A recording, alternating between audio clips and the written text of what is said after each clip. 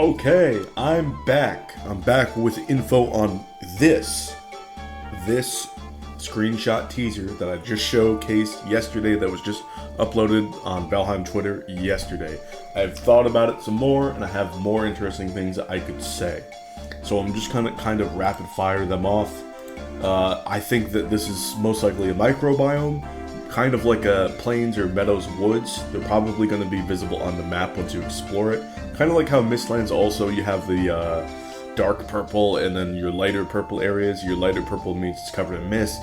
Dark purple means it's demisted, very easy to find a good building spot later on. Outer Ashlands means that no meteor rain events could happen. So we know that meteor rain events definitely happen in certain areas. We saw that there were craters visible in that area and it was bright red in the area. So most likely not this area. This area seems much cooler than that area of the Ashlands on the inside. Now, considering that it could be relatively cooler land, it certainly looks relatively cooler even though this is at night.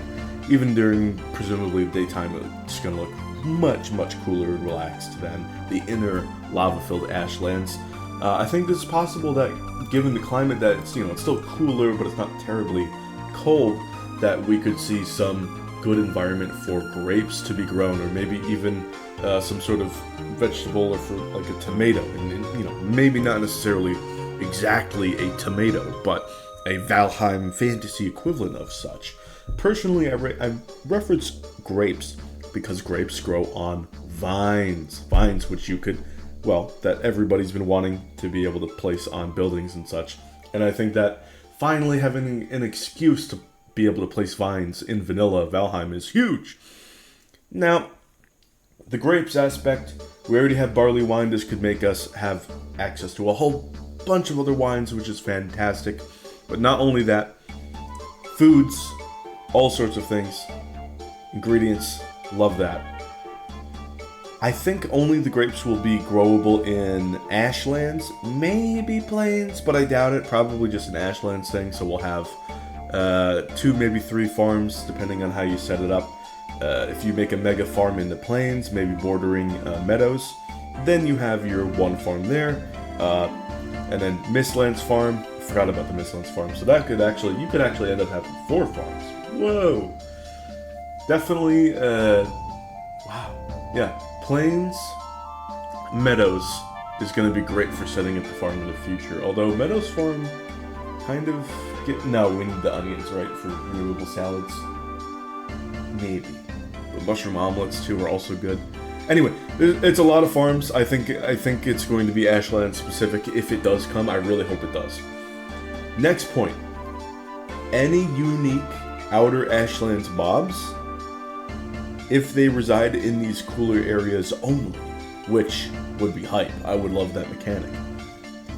They could be fire weak, which is unlikely, but more likely they could be fire neutral, which is really huge because in the Ashlands you'd be thinking that we'd be getting a lot of fire weapons. So let's look at the weapon teaser from way long ago for the Ashlands. Yes, the classics. The Fire Needhogs and Fire Slayer options. Not bad. But somebody commented, lovely idea that we could have a creature jump from the trees that could be disguised in there, and it could leap down upon us. And I think that would be really cool for the Eldner, if the Eldner were to be a fire mace, to have that Eldner middle mouse get that knockback. Oh, you're trying to ambush me? Well, I have a nice golf swing waiting for you.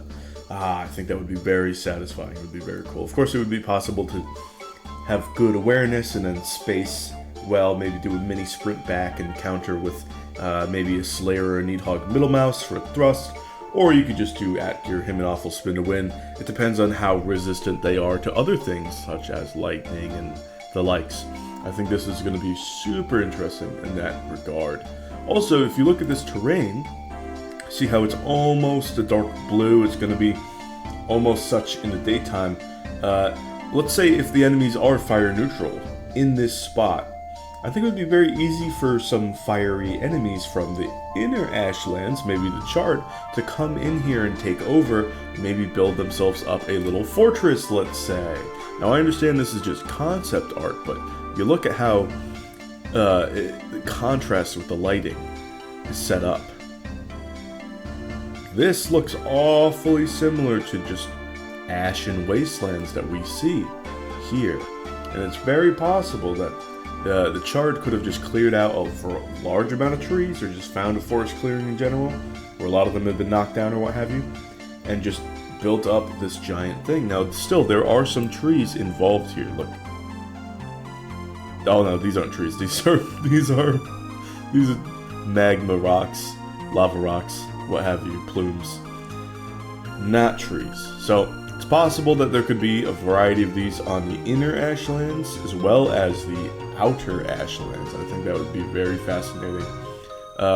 Kind of the environment already telling the story, and we're just getting the teasers. Now, let me know what you guys think about all this.